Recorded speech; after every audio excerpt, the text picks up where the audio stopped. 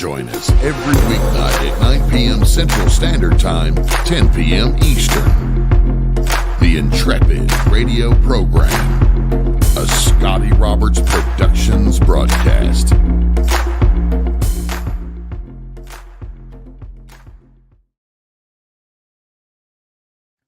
Happy Friday, folks. Welcome to the program. I'm Scotty Roberts.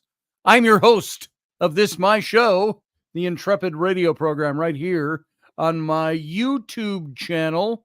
For now, we're over on youtube.com/Scotty Roberts. Now, I just tried to post the live chat room link over on the Instagram page.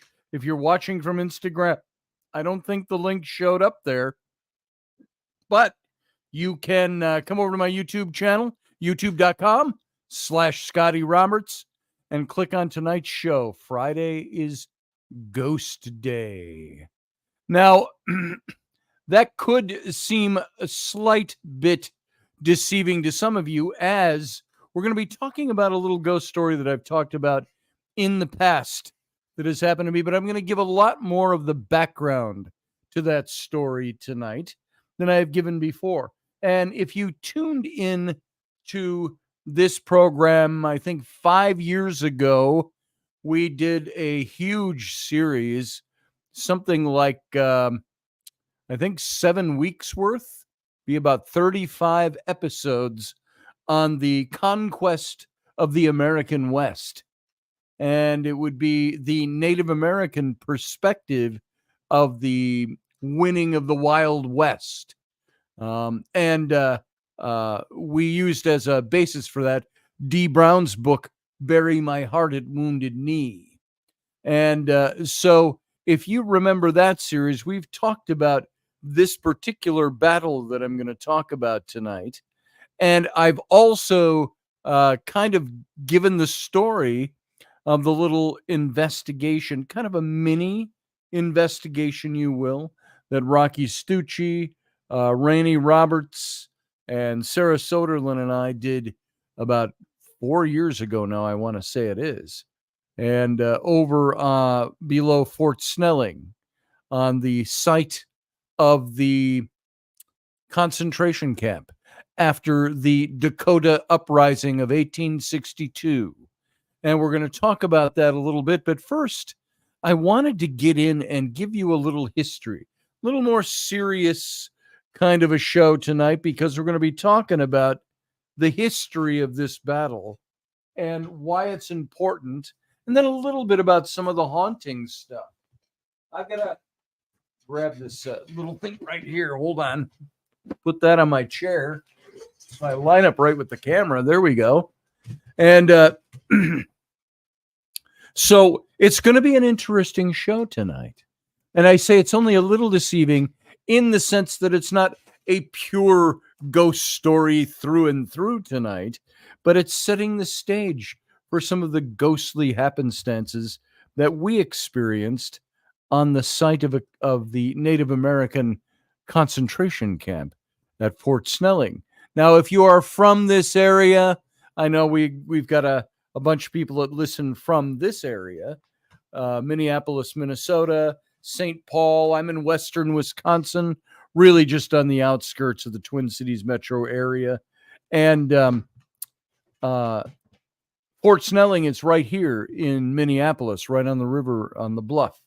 And this is historic Fort Snelling. And I think you'll enjoy, I hope you'll enjoy the history. I personally love history. And I love what we learn from history, and what doors seem to open up, the doors of imagination open up. Talking about history sheds light on who we are and where we've come from, and will also shed a great deal of light onto this particular story that I'm going to share with you a little later on. Monica, welcome. I see you over in the chat room. You are the only one in the chat room right now. How's that? Wow, how's it feel all alone in there? Echoey, dust blowing around. Where is everybody? Are you all hanging out tonight, out on the town, enjoying one of the last hurrah weekends of the summer? Elderberry is here. I see you. Good to see you there. A bunch of you I see are sitting outside the chat room. You can come on in and join the chat room if you want to talk about this topic. I find it an incredibly fascinating topic.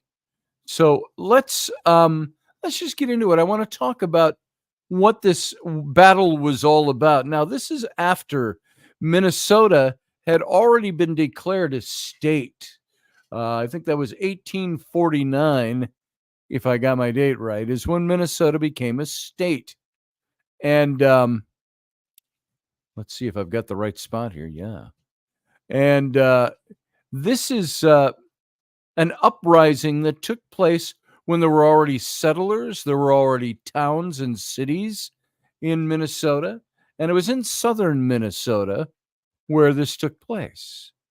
I'm lucky. Reminders ding me. Oh, there you go, Monica. Yeah. And so this makes it, to me, hey, Claudette, good to see you. This makes it, to me, very close to home. It makes it very close to areas I've studied. And Fort Snelling, of course, if you live up here and you visited Fort Snelling, they have all the reenactors there and all of that. Fort Snelling is quite an impressive old fort outside of Minneapolis. But down in the south of Minnesota, there was a war that started in 1862, and outraged by all the corrupt Indian agents and these slow arriving subsidies, the Sioux warriors in Minnesota went on a bloody rampage in the summer of 1862. Now, when Reuben Fasthorse could join us, we've talked about this uprising before. But shortly after midnight, on the morning of Monday, August 18th of 1862, look at that, that's about 100 and, what is that? Don't know, 140 years ago, thereabouts. 142 years ago, there was an uneasy group of Santee Sioux warriors that arrived at the simple frame home of Tauatetu, known to the whites as Little Crow, if you've heard of Little Crow's War. And the day before, 4 Santee warriors had killed 5 white people, including 2 women, while hunting near Acton, Minnesota, about 40 miles north of the Lower Sioux Agency on the Minnesota River. Now, they might not have known it at the time, but the incident sparked the Dakota War of 1862. This is right during the middle of the Civil War when this took place. So, recognizing the gravity of the situation, a council of elders decided to seek the chief's advice. Little Crow, who was asleep on the ground floor of his house when they arrived, but he quickly rose and came outside to confront the assembled crowd of 100 chiefs and warriors. Now, he had a house because he was living on the reservation near the agency. Hey, Randall Flagg, welcome into the chat room. And for years, Little Crow had been the principal spokesman and negotiator for his people. But recently, he'd been accused of becoming a pliant tool of the whites and counseling peace and acquiescence to the ceaseless demands for more Indian land, which is all that was going on at that time. And so now the Indian Wars, as they were called, were not over yet.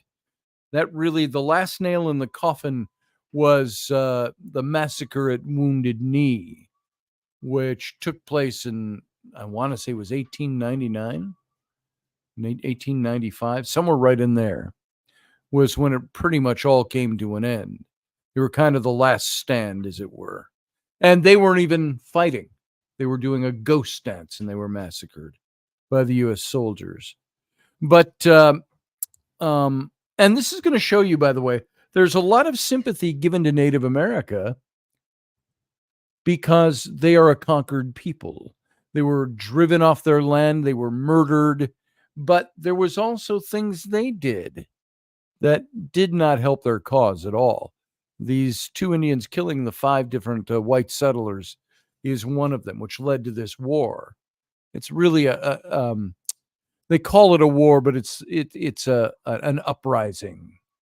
And For years, Little Crow had been that principal spokesman trying to work for peace.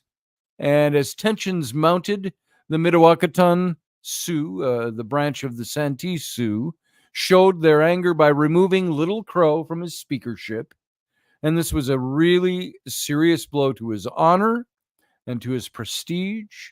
And Little Crow took the demotion bitterly. And now it seemed as though he was needed again. His prestige, however, tarnished, would be an asset in the all-out war with the whites, which many now feared was coming soon. And Tayateduta is a coward.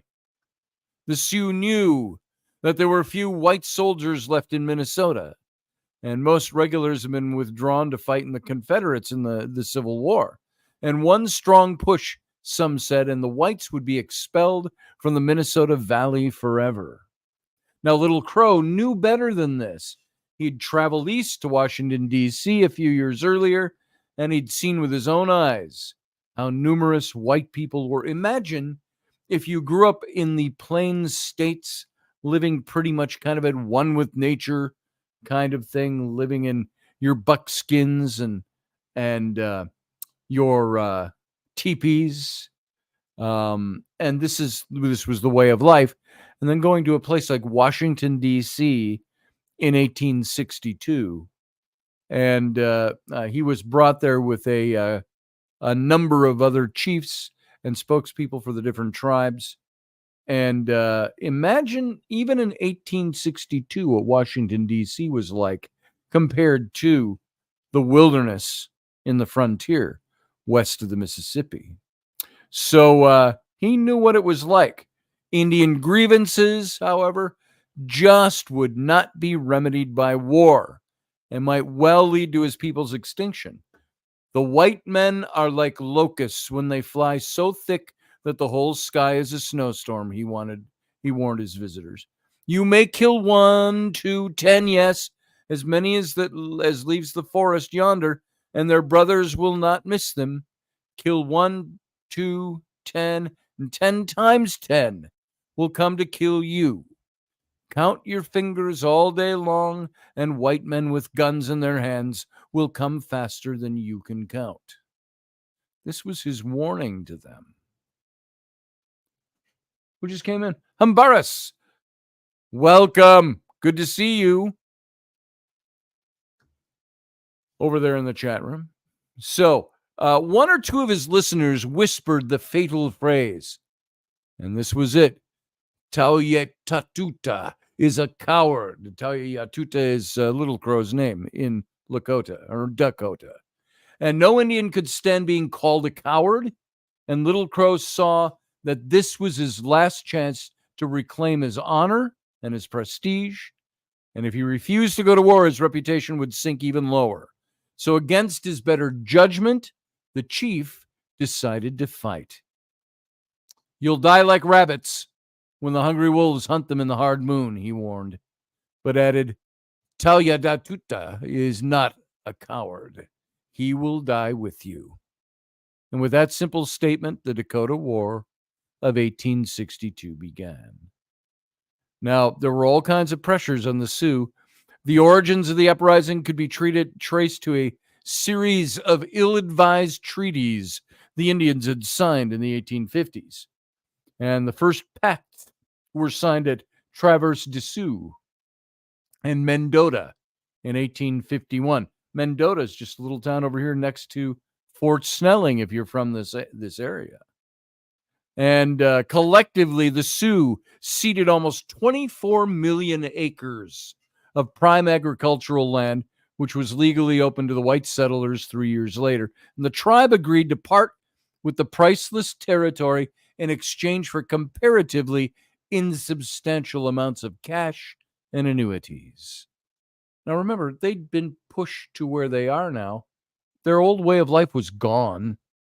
So they had to settle for government annuities, cash, blankets, supposedly food supplies, things like that, brought to these barren reservations that they pushed them onto.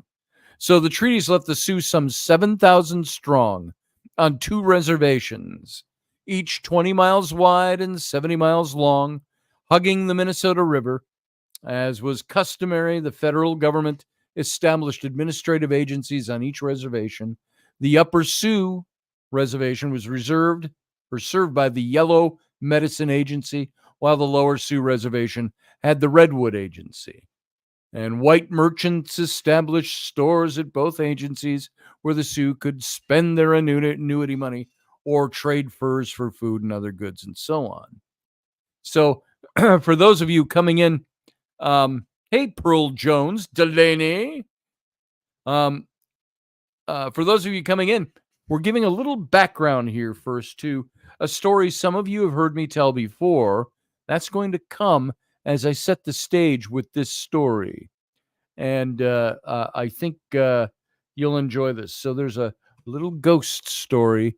The whole show isn't going to be one big ghost story. This is the lead up, the history of what we experienced. And some of you have heard it, our experience at Fort Snelling a few years ago. And I think you'll find this, as well as that story, very intriguing. So by 1857 now, white settlers, rapacious as ever for new land, started to pressure the government to open the Dakota Territory for settlement. And in the spring of 1858, a Sioux delegation led by Little Crow, the Indian agent, and the Indian agent Joseph Brown traveled to Washington to negotiate a new series of treaties. The treaties of 1858 further reduced the Santee reservations, ceding the strip that was north of the Minnesota River for an amount to be determined by the U.S. Senate. And it would take 2 more years for the senators to decide on payment, and it was a laughable 30 cents per acre. Even by today's standards, that's laughable. Well, below the going rate for prime real estate was what that was, dramatically. 30 cents an acre. Meanwhile, almost 1 million additional acres of Sioux homeland were lost at the stroke of a pen. Returning home, Little Crow was hard put to cast the treaty in a favorable light. The white traders were the greatest source of conflict and controversy in the years leading up to the 1862 uprising. So as early as 1851, traders had laid claim to a substantial portion of the Indian annuities. For the 1851 pact, the figure was approximately $400,000. You can buy a house for that today. So the traders also insisted that they be given the annuity money directly. So in theory, they would then subtract what the Indians owed them and distribute what was left. So in practice, many unscrupulous traders presented fraudulent claims that left little, if any, cash for the Sioux. So intertribal friction rose between those who sought to take on the white ways, called cut hairs for obvious reasons, and those who clung to traditional tribal beliefs were called blanket Indians because they took the blankets that were offered. It's part of the deal. So the novel specter of financial debt haunted the free-living Sioux, and many of whom found themselves owing huge sums of money for blankets and food. And it was a vicious cycle, especially when wild game became scarce. The Santees in the north became increasingly dependent on white men for food and other goods. The traders' greed was doubly resented since virtually all of them had married Indian women. And so social relationships, kinship, were the cornerstones of Indian society. And in the Santees' eyes, the traders should have had the decency to simply wait patiently until their customers, who were often their relatives, were able to pay their bills. So a delay in annuity payments caused by the worsening war between the Union and the Confederacy sparked the Dakota War of 1862. There were hungry tribesmen, desperate for food, broke into a government agency storehouse at the upper agency to take flour and other items. They wanted to steal food. Any of you know Tale of Two Cities, Jean Valjean? They were stealing bread to feed themselves. Indian agent Thomas Galbraith was reluctant to depart from the North distributing food only after the annuity money arrived, and the white traders, from the norm, not the north, and the white traders adamantly refused to extend any credit. Army Lieutenant Timothy Sheehan, commanding the 5th Minnesota Regiment, had his men train a loaded howitzer on the angry crowd of Sioux. When men are hungry, men help themselves. Little Crow and other Indian leaders at the lower agency convened a council to discuss the crisis. And among those present were Little Crow, Galbraith, several white traders. John P. Williamson, a missionary, handled the translating chores. Little Crow asked that the Indians be given the food that was rightfully theirs. They were starving, he warned, adding, when men are hungry, they help themselves. Andrew Myrick, one of the leading traders, discounted the warning. So far as I'm concerned, he said, if they're hungry, they can eat grass. By the way, that statement is going to come back to haunt him in a very big way. Let your imaginations roll on that. So after Williamson translated Myrick's words into the Dakota Sioux, the assembled Indians reacted with angry war whoops and threatening gestures.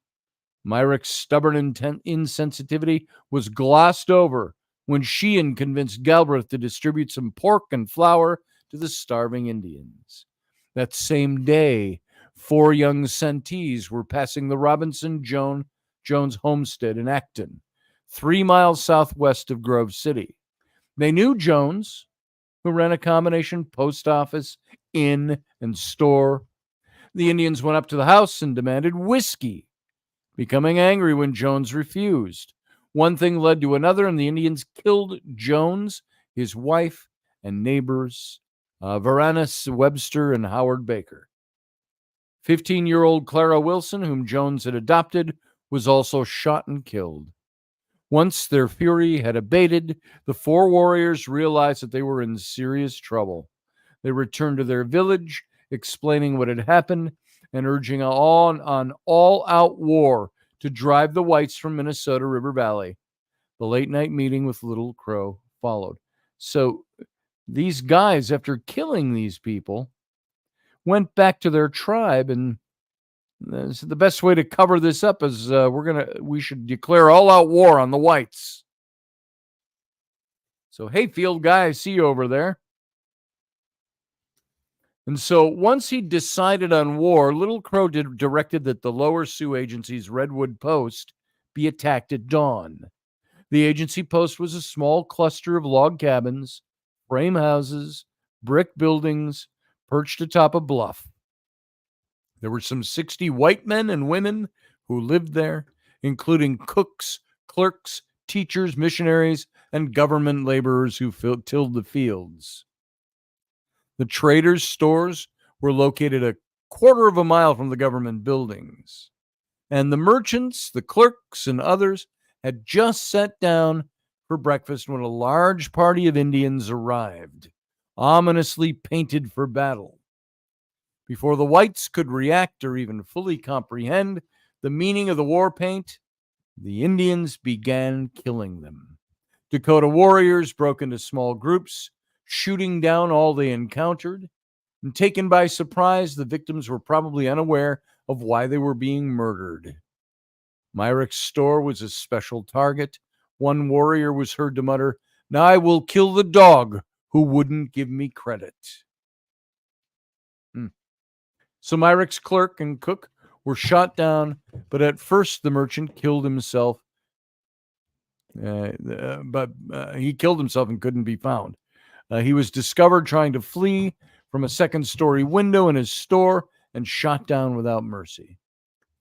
It was said Myrick had fathered 3 children by a Sioux woman, then abandoned her for a younger woman. The jilted woman's brother was the first to pump a bullet into the businessman's body. As was customary in Sioux culture, Myrick's body suffered post-mortem indignities. Arrows were shot into his corpse, and an old sigh driven through his rib cage.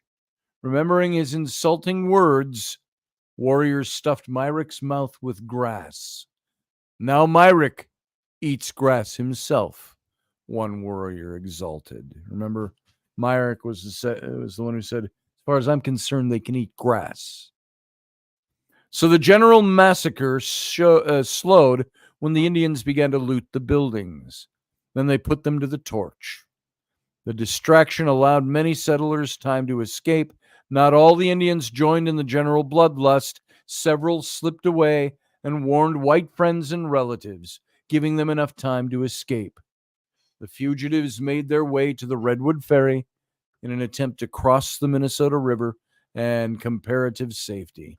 Ferryman Humbert Miller heroically stayed at his post, shuttling dozens of people over the far bank before the Sioux finally killed him. Now, the news of all this going on finally made it to Fort Ridgely. Hey, Ryan Gale. Ryan says my ancestors were part of this with the 9th Minnesota Regiment. Oh, wow. I didn't know that. That's pretty neat history, family history. So it was quite the uprising that started. So let's continue on with this. Warriors from there, they fanned out, spreading terror and death through all the surrounding countryside. And from August 18th to August 21st, many white homesteads were wiped out. The Beaver Creek settlement, just across the Minnesota River from Redwood and Milford Township, was and these towns still exist, folks, here in Minnesota, was particularly hated, since the Sioux felt that the whites living there were squatting on stolen Indian land. And in Milford alone, 50 or so whites, mostly unnamed German immigrants, were felled by bullets or chopped down by hatchets. And by unnamed, we mean just unnamed to history. We don't even know who they were. Just German immigrants. So most of the civilian refugees made for Fort Ridgely, which you can still visit today. There's a state park there. And it's situated on a spur of high prairie ground, 150 feet above the Minnesota Valley floor. The site was commanding, but flawed. Deep ravines to the east and the north and southwest provided ample cover for potential attackers. The post itself was unfortified, merely a hodgepodge of barracks, stables, commissary, and other military buildings. I think they felt pretty secure where they were. They weren't expecting more wars. But like many forts of the period, Fort Ridgely didn't have a stockade wall like the ones often depicted in the Westerns. So the main buildings were a 2-story stone barracks, a 1-story commissary, the officers' quarters, and a combination headquarters and surgeon's facility, all grouped around a parade ground 90 yards wide. And behind the barracks were some log houses and the post hospital. To the south was a large stable just across the road from New Ulm, Minnesota. If you know of New Ulm, think Little House on the Prairie. And much of what happened in that television series, as well as the books, was not far from New Ulm, Minnesota. So the ammunition magazines were exposed, laying some 200 yards northwest of the fort. So refugees began streaming into Fort Ridgely.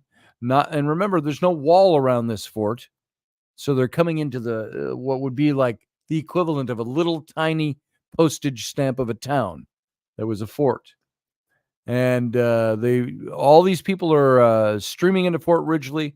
And not long after the first attacks on the lower agency, the post commander, Captain John S. Marsh, was incredulous at first. He scarcely believed that such a major uprising could be taking place under his very nose. But when the reports became too numerous to ignore, Marsh took action.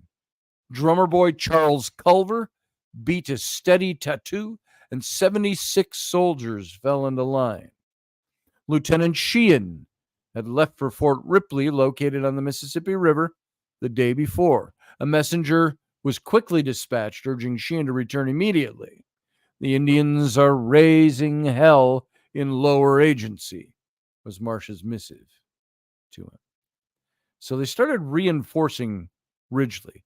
Marsh took 46 soldiers and headed for the scene of the fighting at the Lower Agency.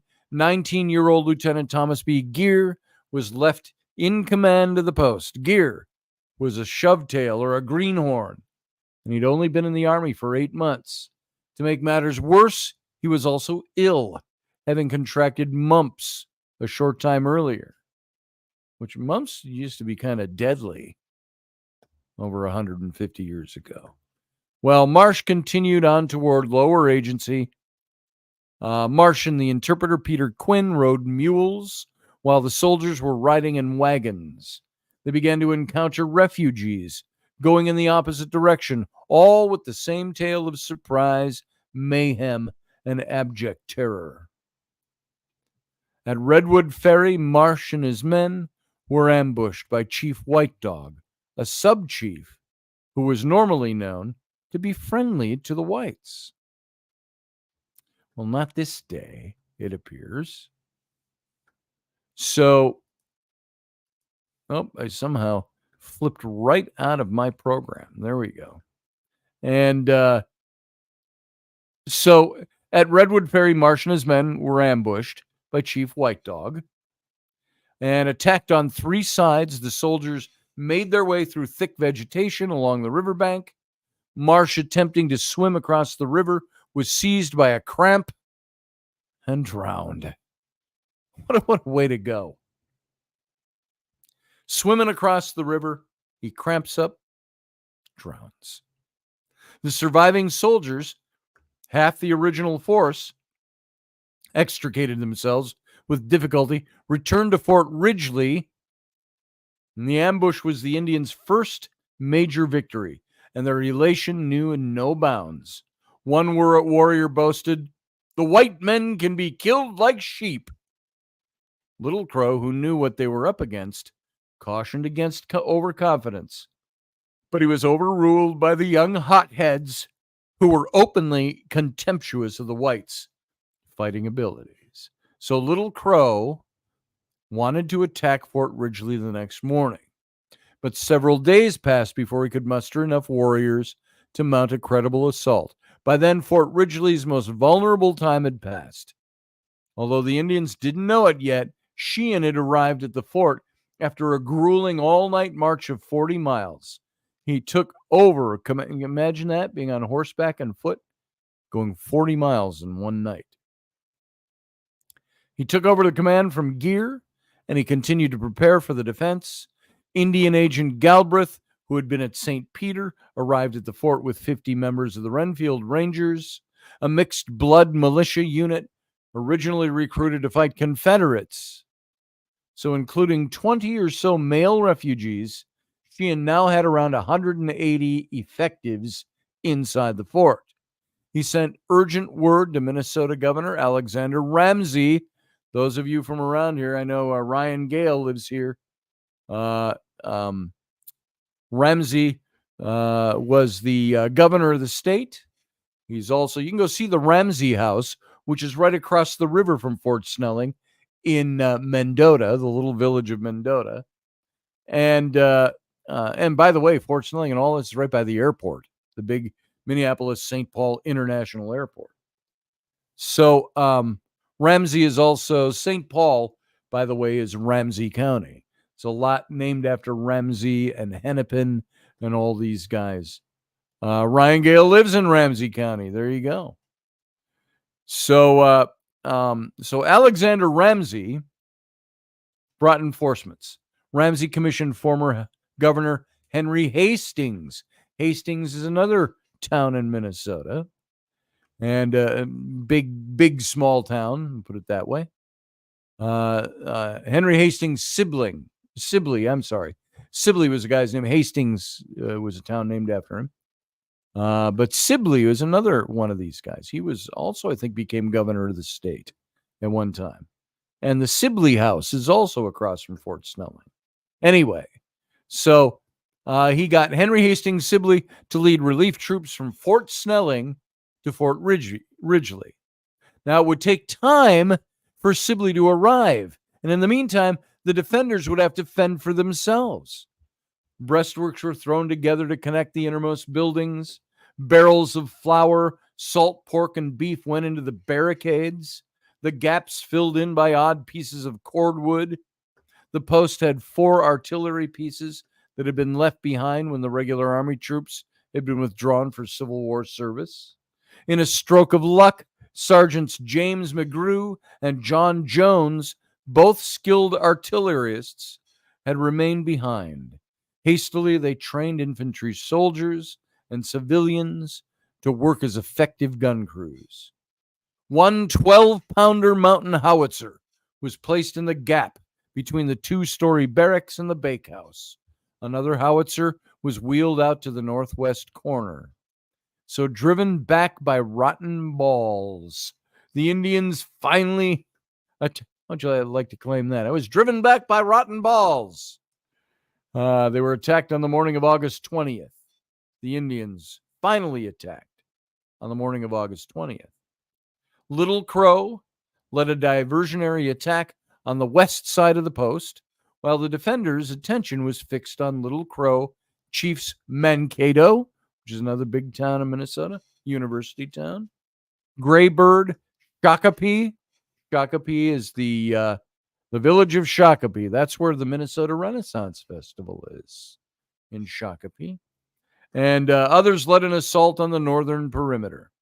And so, by the way, in Minnesota, you go to Minnesota, there's a lot of these small towns that are named after these war chiefs.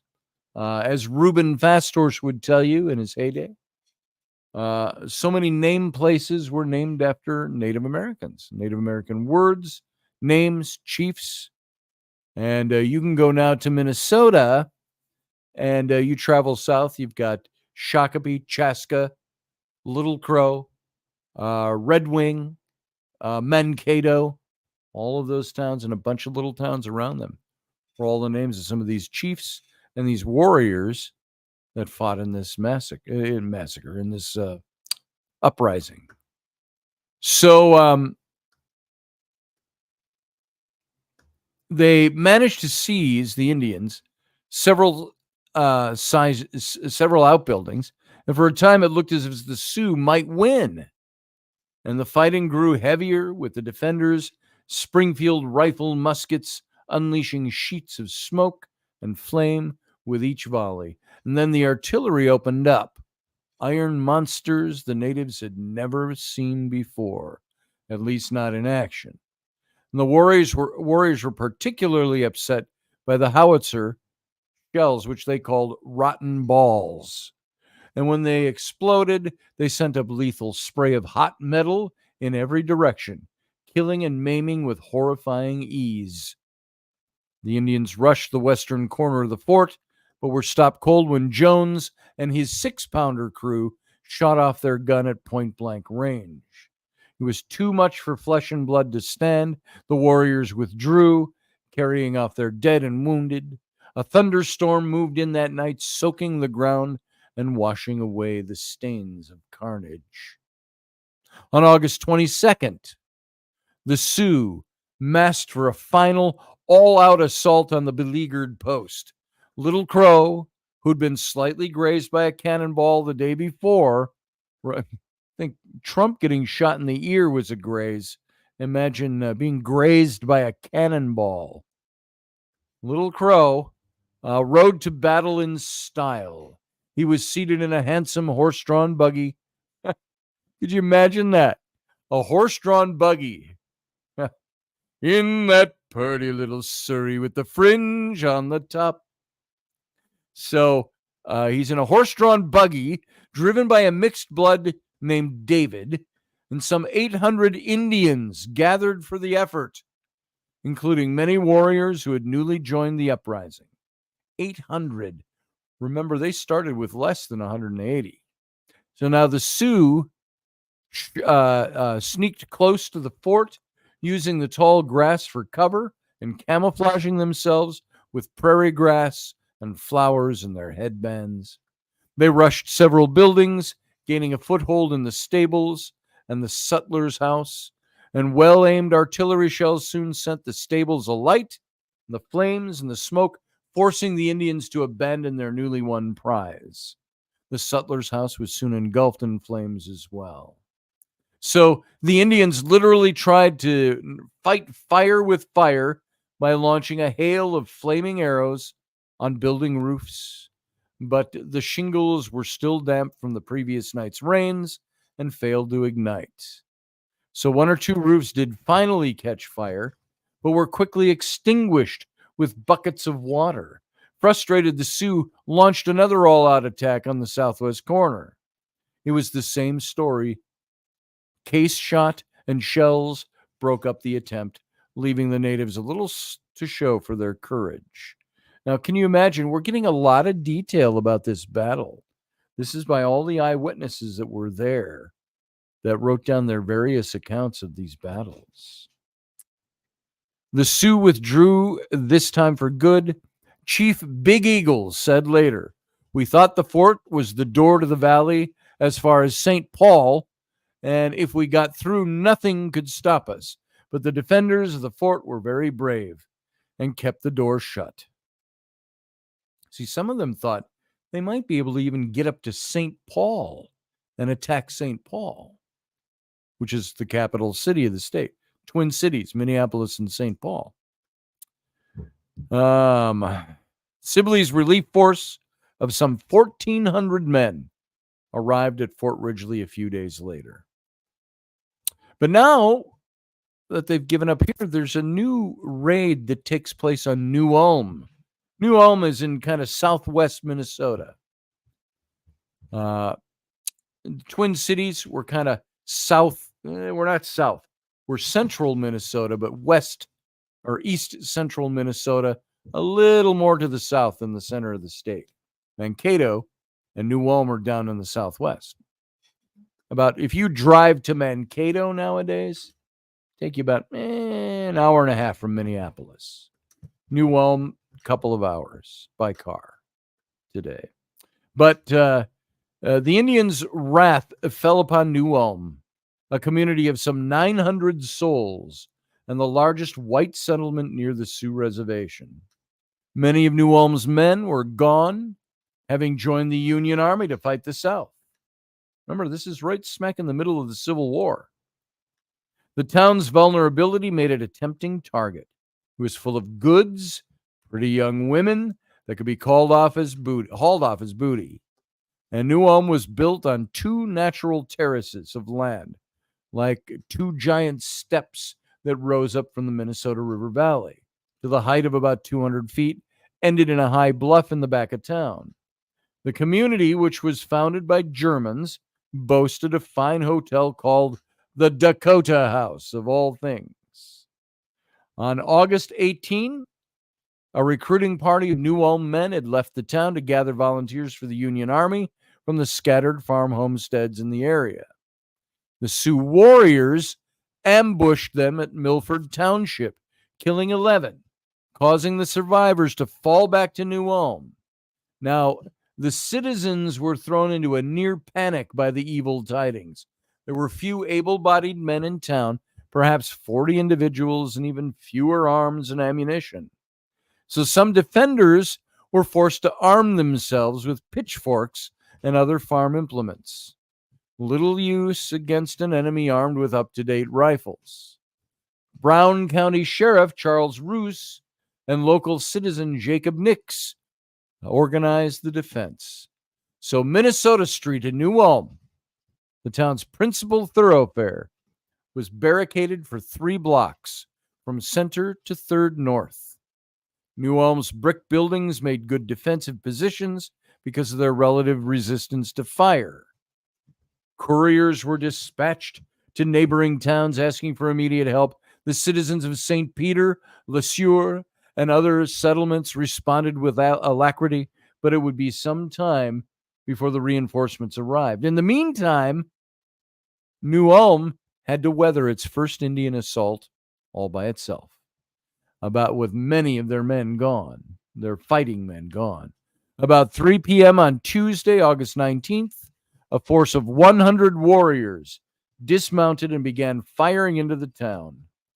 6 townfolk were killed, including a 13-year-old girl named Emily Pauley, and 5 others were wounded. The sky turned overcast, signaling the beginnings of a large thunderstorm. Jagged streaks of lightning sliced through the sky, accompanied by torrential downpours of rain. The rainstorm seemed to dampen the Indians' ardor, and the citizens welcomed the reprieve, but the danger wasn't over at all. Beginning about 9 p.m., much-needed reinforcements rode into town. Judge Charles E. Flandreau headed some 120 men, armed militiamen, and it was a welcome addition to the defense. Other militia units also came in, many of them spotting bellicose names like Le Sueur, Tigers, the Winnebago Guards. So that was the name of these groups, the Sueur Tigers, the Winnebago Guards. Flandreau took overall command of the town's 300 able-bodied defenders, and after this, it was simply a matter of watching and waiting. More refugees had come to New Ulm, swelling the town's numbers to perhaps 1,500 people. Now, 190 buildings were destroyed. On Saturday morning, August 23rd, New Ulm's scouts spotted pillars of smoke rising into the sky in the direction of Fort Ridgely. If the fort had fallen, the Sioux might attack New Ulm from the north side of the Minnesota River. And to guard against this possibility, Flandreau sent William Harvey and 75 men to investigate. He was a ruse, and Flandreau had risen to the bait. Harvey and his men were soon cut off, forced to retreat to St. Peter. Harvey's departure left New Ulm with around 200 defenders, not all of them very well armed. At about 9:30 a.m., the Indians finally showed themselves, coming out of the woods to assemble on the prairie just west of New Ulm. The 600 to 800 warriors were led by Mankato, Wabasha, and Big Eagle, chiefs of considerable experience and skill. Flandreau ordered his second-in-command, Militia Captain William B. Dodd. You can go to Dodd Road today, by the way, in the south of the Minneapolis-St. Paul area in the Minnesota Valley. Dodd Road, I drive by it all the time going to the airport. And he took his men and met the Indians beyond the barricades. It was a near fatal error. The Sioux began fanning out until they covered the defenders' entire front. The Indians, wearing breechclouts, armbands, and feathered headdresses, picked up the pace. The advance culminated with the Indians sweeping down on the defenders with a cry so blood-curdling that it unnerved the defenders, who broke and ran for the safety of the barricades and nearby houses. The Indians pressed forward and managed to occupy several dwellings before the townsfolk rallied and stopped the attack. Now, Flandreau later recalled that the firing from both sides became general, sharp, and rapid. It got to be a regular Indian skirmish in which every man did his own work after his own fashion. End quote. So about 20 men from the Le Sueur Tigers took shelter in a local windmill 3 blocks from the business district and made it a major stronghold. The Frederick Forster Building, a combination pottery works, post office, and private home located outside the barricaded perimeter, was another major stronghold. So the town's lower terrace near the river was attacked by high winds, which the Indians tried to use in their favor.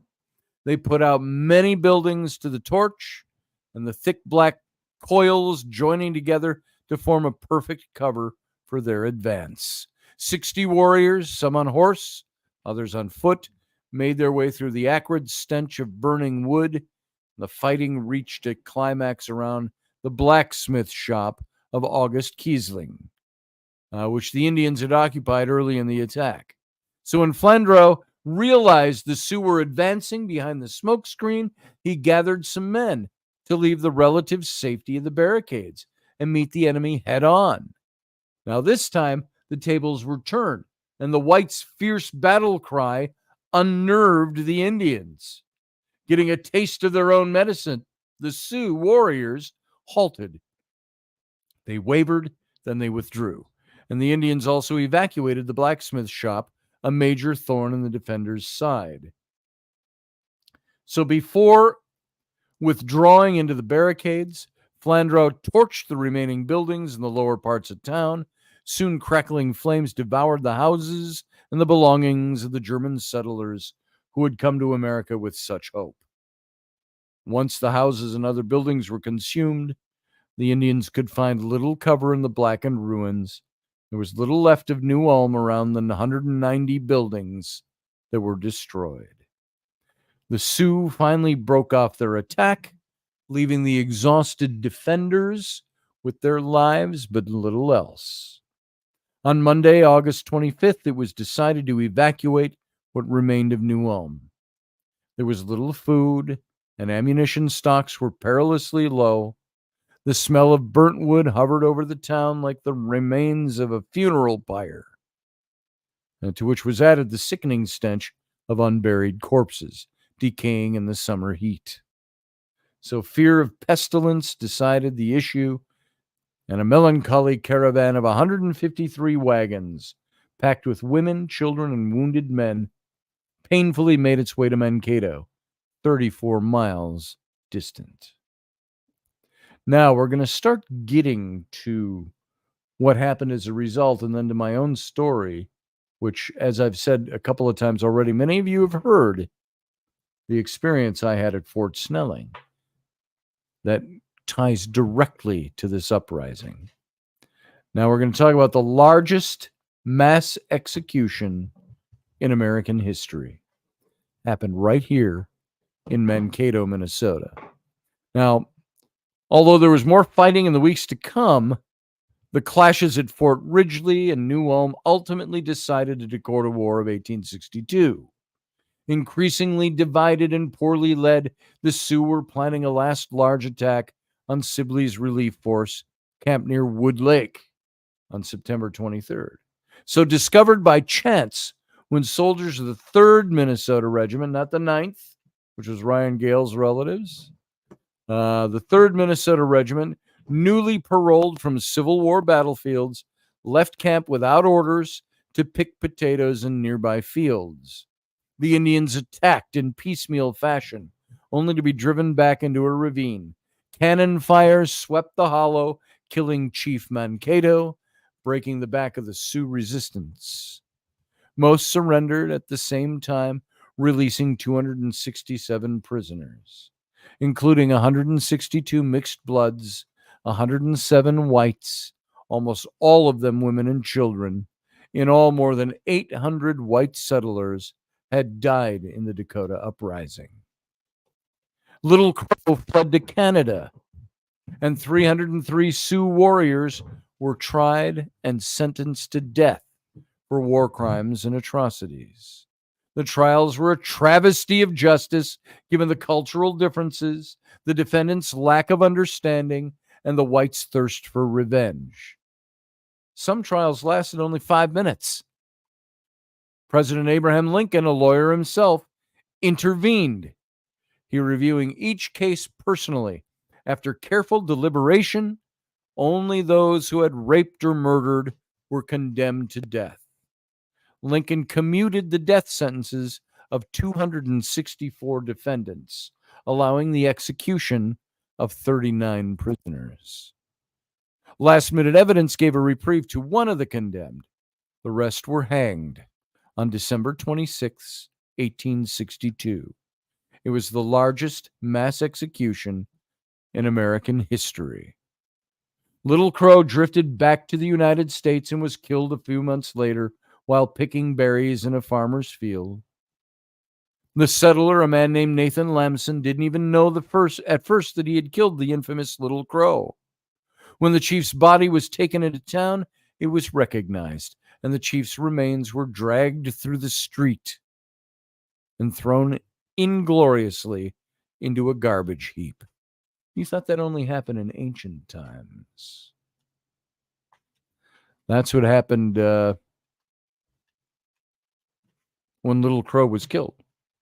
More than a century later, in 1971, in gesture of reconciliation, the Minnesota Historical Society released Little Crow's bones to his descendants.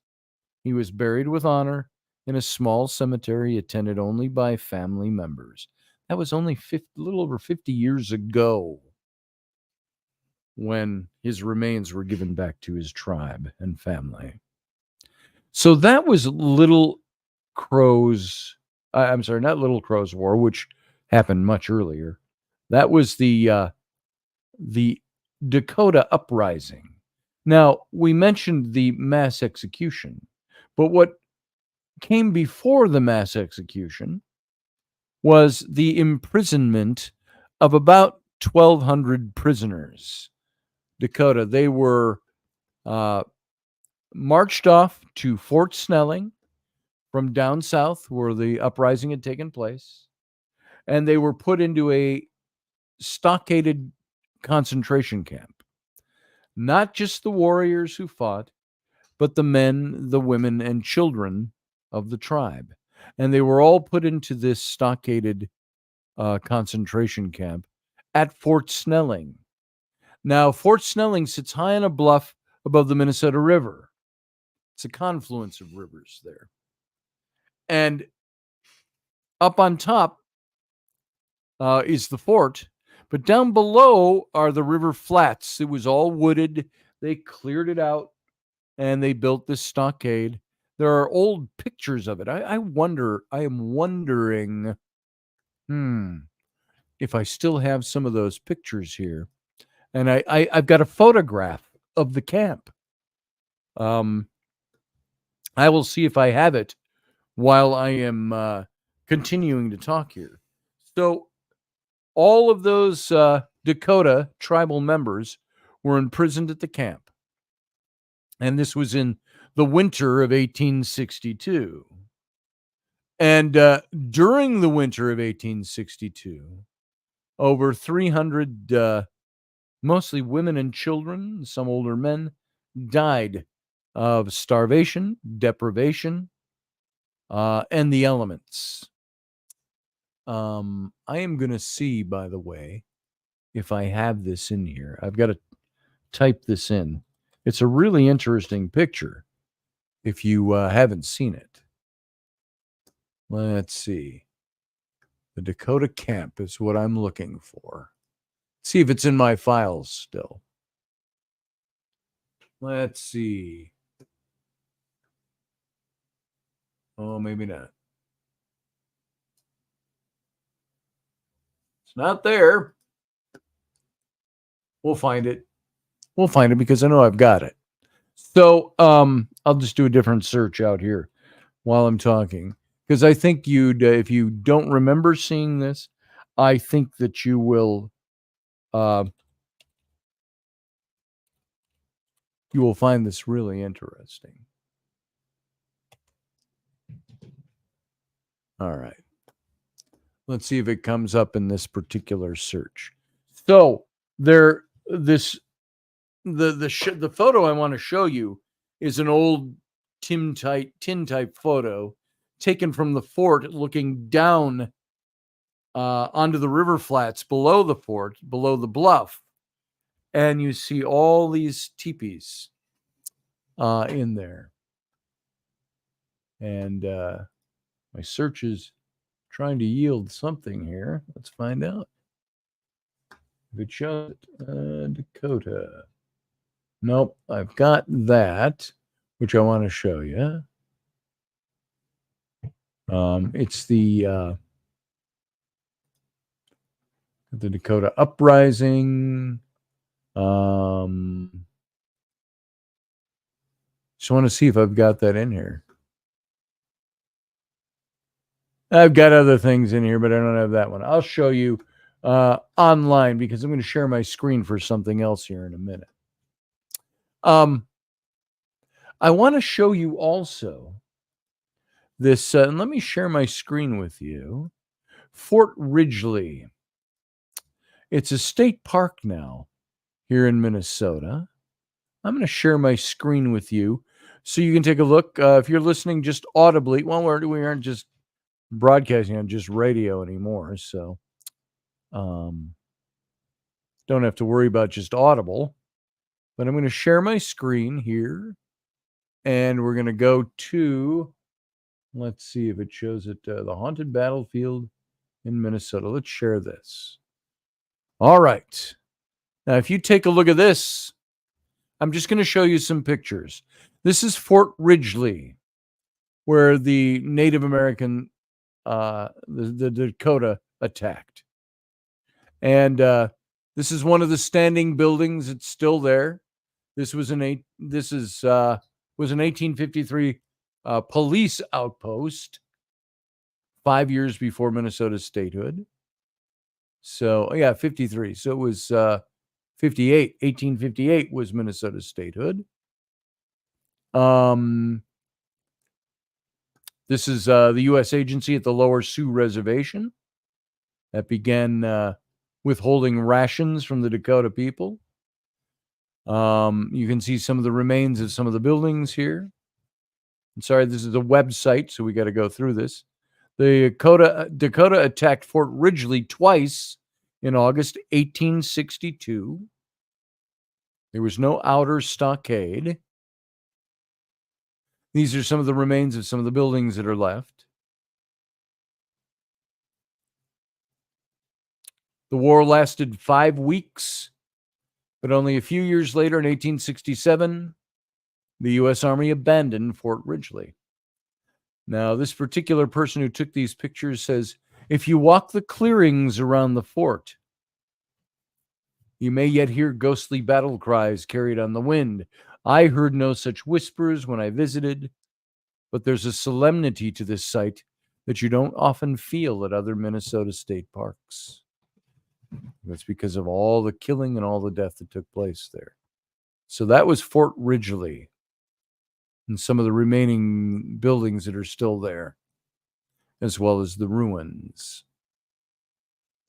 So we'll go back over here. We'll stop sharing that. So,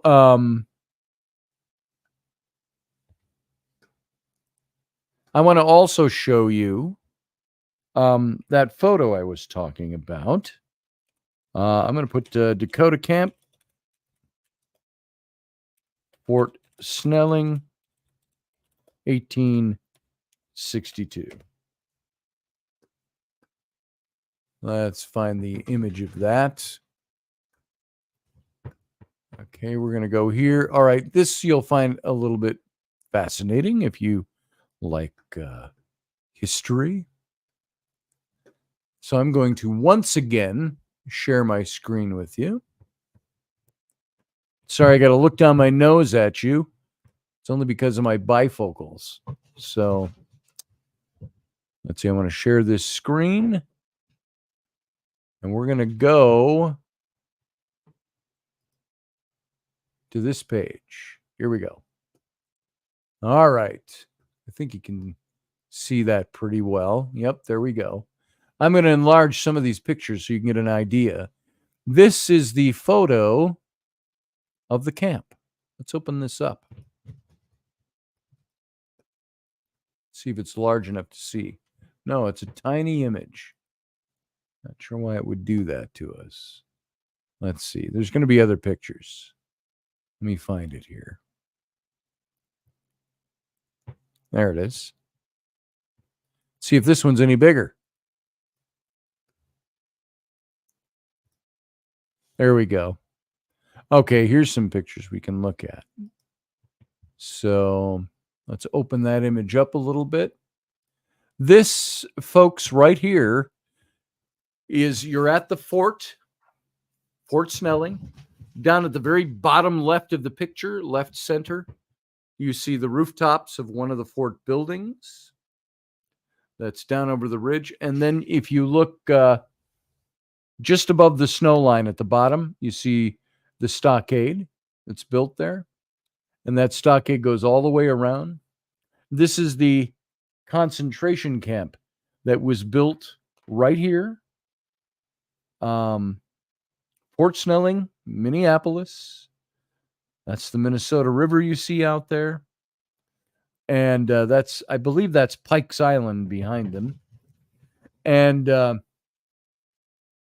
so this was taken in the winter, obviously. And there is the camp of Dakota Sioux who were taken captive after the uprising. And this winter of 1862 is when you had over 300 men, women, and children die. During the winter months or summer months, it says that this area was the river flats here were filled with bugs and animals, and not a very pleasant place to be in the middle of summer or the middle of winter. I'm going to open this picture up too,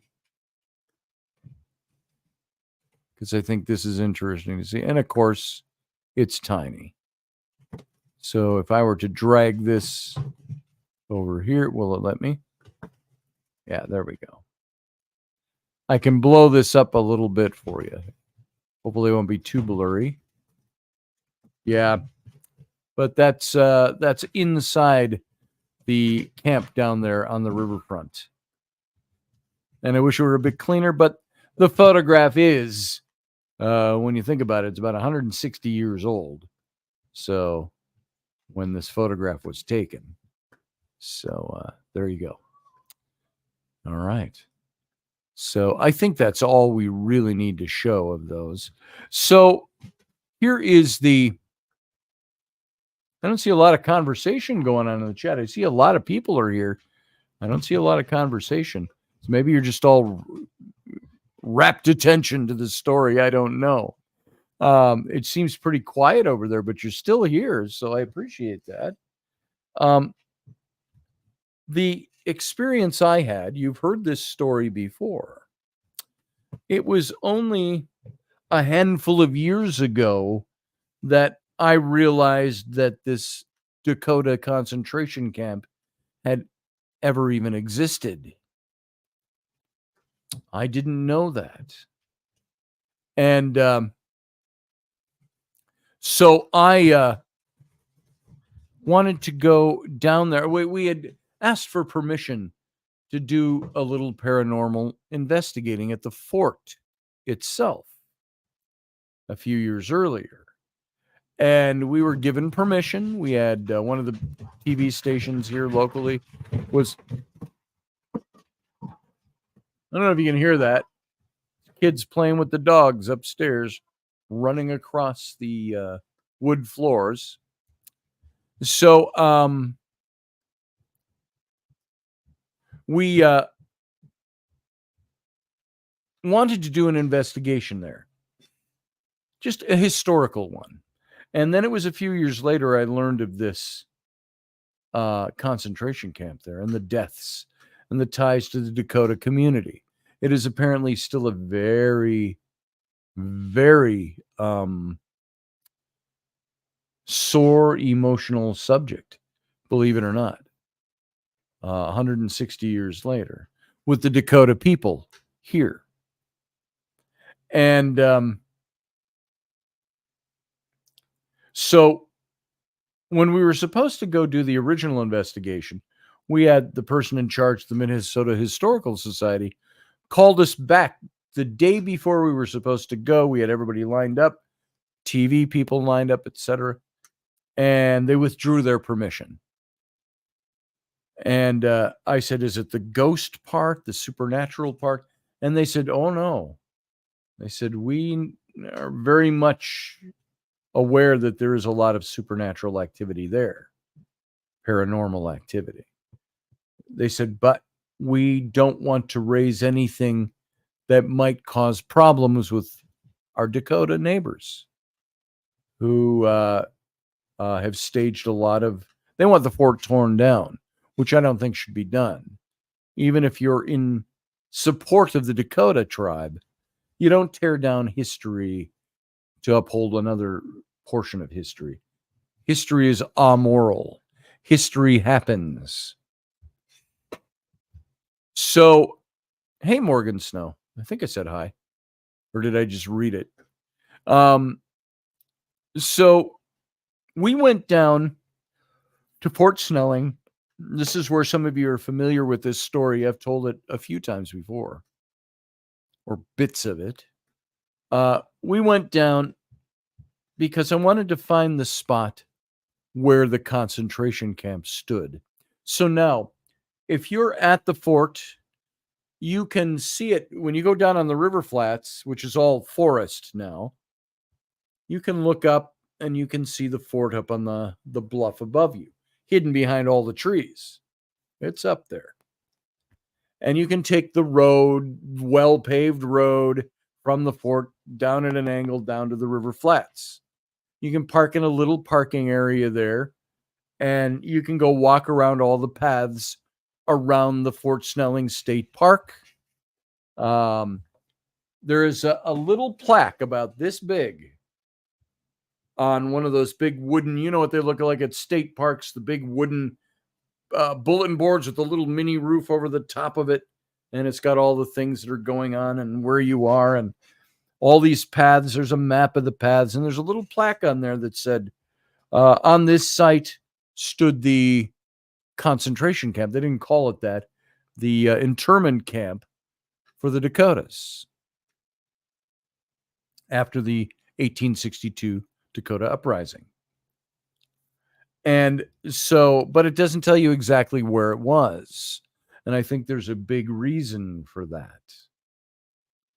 Now, there is also a tradition, and I don't know enough about it, so I wish Ruben could be here, but where they would put sticks in the ground, Native Americans, with ribbons tied to the top of the stick, about 3 foot tall sticks. And they would circle, I believe it's a grave, an old grave. It's something to protect the soul of the person or the spirit of the person buried there. I'm not sure exactly. So you'll have to forgive me, anybody listening who knows what these customs are. I'm doing this one off the top of my head. I didn't even think about it ahead of time. But we were there, and in the woods, you saw several of these little circles or ovals with the sticks pounded into the ground with the red bows or ribbons tied to the top of the sticks. And while we were there, we found the site that we think was the stockade. We found deep in the woods, not deep, just buried in the underbrush and the trees, 50 feet off the path, the paved path, by the way. It's like a biker path, walking path. We found old stone walls, foundations. That might be that building that you saw in that picture. And so we had Rocky Stucci, we had me, and Sarah Soderlund. And the next season, Rainey, we all went again, and Rainey came with us too. So we went twice. But that first time with Rocky and Sarah, we set up to do EVP work, just simple. We had the spirit box with us, and we set it up. It's broad daylight. It was 2:30 in the afternoon, and we set this little spirit box up on a fallen tree, a log that was out in the woods there, on the spot that we were pretty darn sure was the site of the concentration camp. And we got all kinds of chattering of voices. And there were, and Sarah, of course, who is psychic, medium, she was picking up feelings that she would get and different people that were speaking to her. We heard over this spirit box, we could hear children singing, children crying. We could hear the voices of women the voices of men. We couldn't make out what was being said, however. Some of you have heard this story before, so it's not new to you. But we were asking even at the moment, are we hearing this in Dakota language?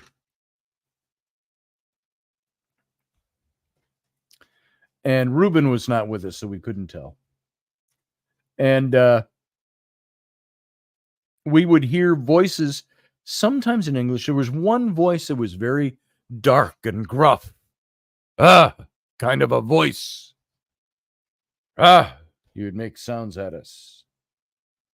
And then it would say words. I'm getting chills up the back of my arms, by the way, talking about this.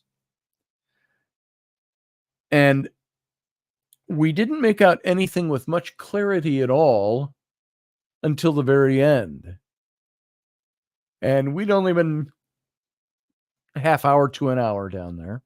Still afternoon, September afternoon. And the sun was shining. It was nice out. And I said, Sarah, by the way, was very emotionally moved through this whole thing. There we're out in the woods, and a few people would pass by on the path. Nobody really paid much attention to us. It was fine. And one of the last things I asked, and this to me was probably one of the most, I've had lots of paranormal experiences, lots of profound experiences, but it wasn't until this, I would say this was probably the most profound thing I had ever heard coming out of the spirit box because of the implications of it all. And I said, while some of this chatter was going on, I said, we're going to be leaving for the day. And I said, if there is anything you would like us to know or to take back from today, what do you want us to tell people? And that dark, gruff male voice came up again immediately and said, remember us. As clear as a bell. I get chills relating that again. Remember us. And to me, that was one of the most profound things I'd ever heard. And I think we were all in a little bit of shock is not the word. It was mystified, emotional. And that was what I took with us from Fort Snelling and the site of the Dakota concentration camp. And it was from that camp, by the way, where they took the 39 men who were executed in Mankato. And while there may be plenty of blame to go around for the uprising, you have to think of what prompted the uprising. It was, and I'm going to say this, you may politically or whatever you believe disagree with this or not want to hear this, but it was the stealing of Native American land, the killing of Native American people, the pushing of Native American people onto reservations, the sour deals over their land, over their annuities, the Indian agents and agencies that were supposed to take care of them by treaty.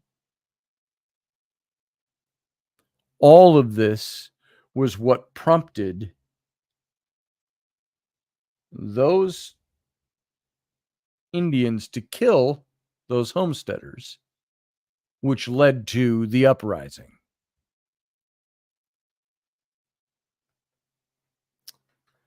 And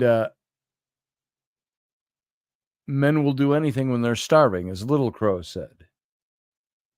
I think when pushed into that kind of a scenario and situation, people who had been subjugated, and by the way, the West wasn't totally conquered at this point yet.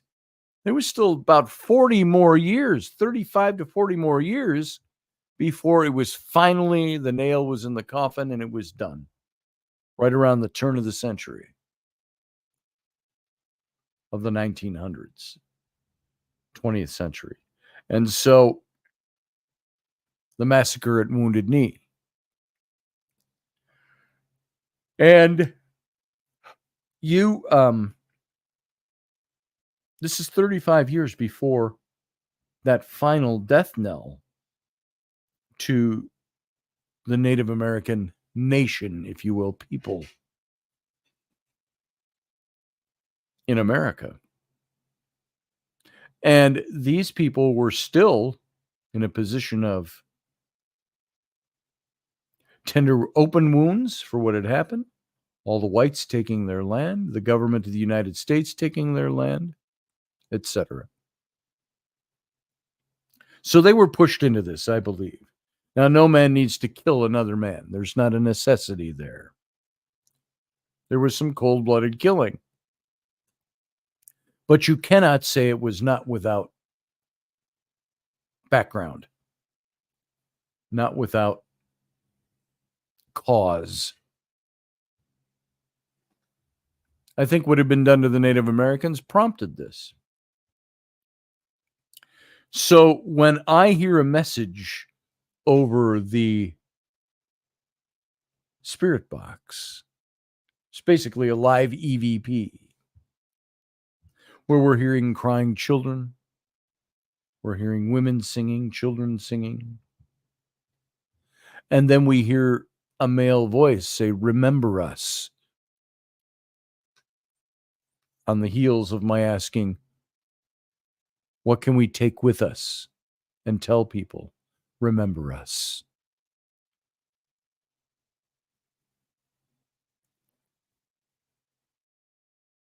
When we came back another time, there was, remember I mentioned those ceremonies that marked those graves, the circle of sticks pounded into the ground. Think of them, what we saw were like garden sticks or signposts, little flimsy pine wood posts tapped into the ground in this oval around a site with the ribbons tied around each one. And we're standing there, and Sarah Harmon got Soderlund is, it's Harmon now. She picked up on somebody wanting to communicate with us. A young boy, Native American. And I don't remember the content of that. It was a little more subjective because it was coming through Sarah as opposed to hearing it over a device.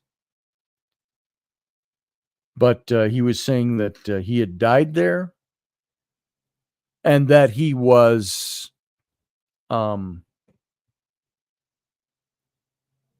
want to talk to me right away because he didn't trust me.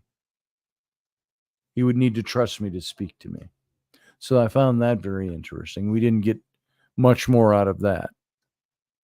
So as far as this being Ghost Friday, Ghost Day, we took a long way in to get to the story, which is a very small story, but I think a very significant story.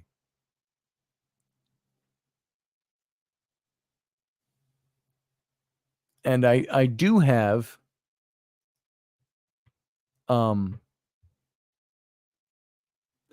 where did I see it? It was the Dakota Monument, which is there now. I think I have a picture of that. least I thought I did. I don't know where I saw. Well, that's my wife yelling at my children. So lots going on in the background. I don't know if you heard all that. So the Dakota Memorial. Let's see if I've got it in here. See, I thought I had it, and maybe I don't. I saw it when I was searching for the other thing, and I don't know where it is. So there is a Dakota Memorial at Fort Snelling that looks like this.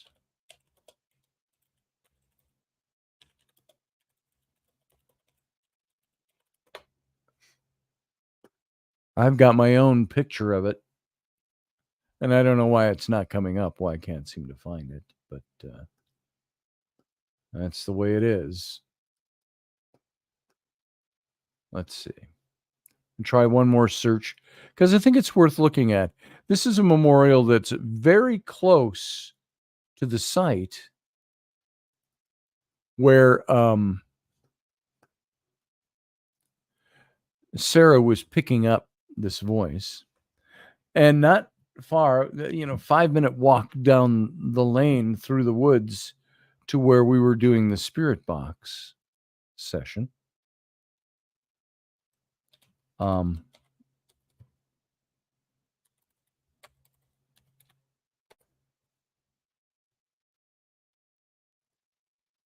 And not far, of course, at all from where the concentration camp site was, the camp itself. Here it is. This is my picture of it right here. I'm going to grab this, and I've got to save it in a slightly different format so I can show it to you. I'm going to save this as a PDF. Now, this is the memorial that was built by the Dakota people not long ago. I can tell you exactly when it was built. And let me find that. The Dakota Memorial. This was built. It's dated 1712, 1912 here.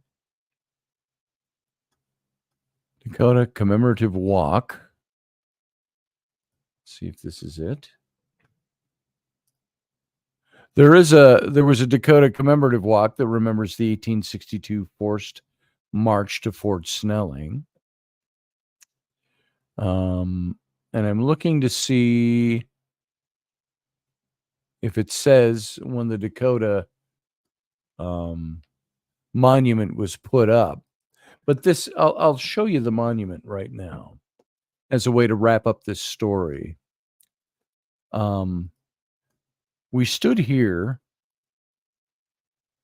Sarah and Rocky and I, and then Rainey and Sarah and Rocky and I.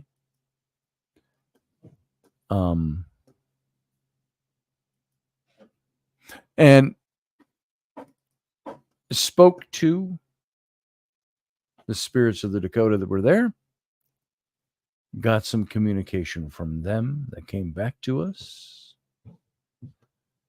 And this right here, I'm going to take down my my proscenium arch so I can show this to you. This is the Dakota Monument at Fort Snelling. And I'd done a couple of tricksy things with the lens to take this picture, but there it is. And it's built out of logs. And there's a commemorative wreath, I believe, from the day that is placed inside under glass. And so this particular monument is all that is left there to commemorate what happened there. And you can go up there and you can read little plaques that are here that were put up by the Dakota tribe. And it was back in those woods where the concentration camp sat. Good night, my daughter Ellery. I'm going to say good night. So there you go, folks. That's the story. That is the story of what happened that led up to this. A story that's familiar to many of you because I've told it before about the Spirit Box session there. And to say I hope you enjoyed it. It's not like, oh, this is something we should enjoy. Yay, that was a great show or whatever, a great story. Enjoyed it in the sense that I hope you gleaned something from this that was good and meaningful. And let me keep my promise I made the day we got that voice, which it's subjective. There's no way to prove who it was that said that, what I was hearing, who I was hearing. But all three of us heard the gruff voice say, "Remember us." After I asked the question, what would you like us to do? What message should we give everybody? Remember us. Hopefully this will help you remember at least the story of what happened. When you hear anything about the Dakota Uprising of 1862 in Minnesota, this was it. If you hear anything about the mass execution, the largest execution ever at one time in Mankato, Minnesota, of 38 individuals that were warriors, all connected to the Dakota Uprising, then you will, and I did have a picture of that too, by the way, that I had somewhere. Picture of the scaffold. They hung them all at one time in Mankato, Minnesota. That it helps you remember these things. This is our history. By our history, I mean as a people, Americans. It's the history of the Dakotas. And it's a history that's still sore today. So, I want you to remember and remember them and take that with you and look into it more for yourself. So we are going to get out of here for tonight. No Captain's Cabin tonight because it's already 10:37 in the evening. And so we're just going to bolt, take wing, and fly. And so I want to thank you all for being here. Thanks for giving me your time. And I hope to see you again on Sunday morning for It's Sunday. And so in the meantime, have a good weekend. Live long and prosper. The